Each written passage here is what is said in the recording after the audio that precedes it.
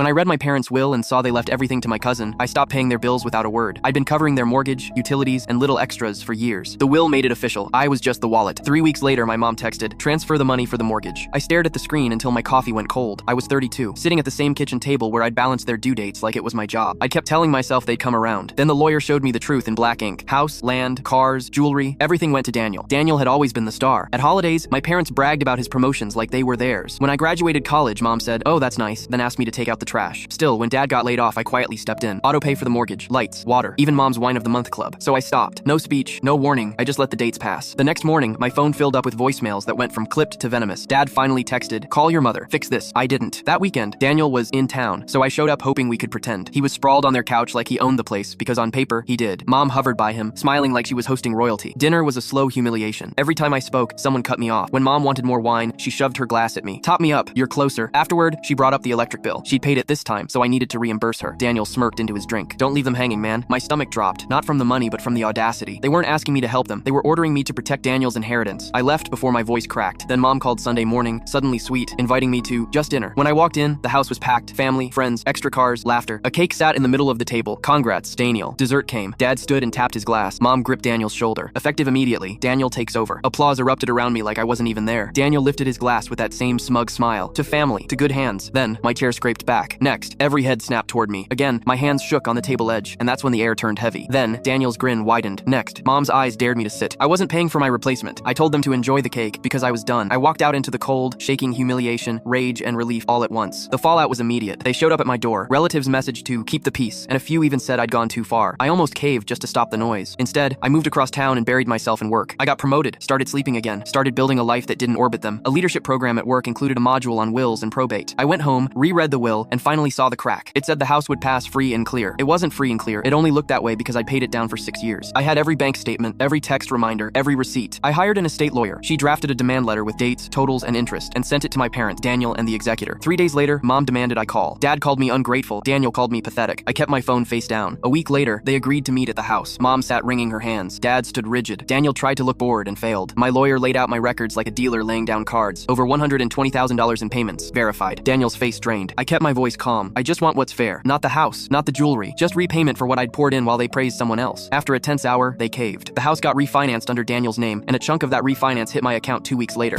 I didn't gloat. I signed a lease on a small office and started the business I'd been dreaming about. Mom eventually showed up there, staring at the proof I'd survived them. She said she understood. I didn't give her comfort. I gave her silence. By Thanksgiving, I didn't plan to go. I went once anyway. Daniel glared across the table. Mom stayed quiet. Dad avoided my eyes. Nobody asked me for anything. When dessert came, I stood, thanked them, and left. I wasn't their backup plan anymore.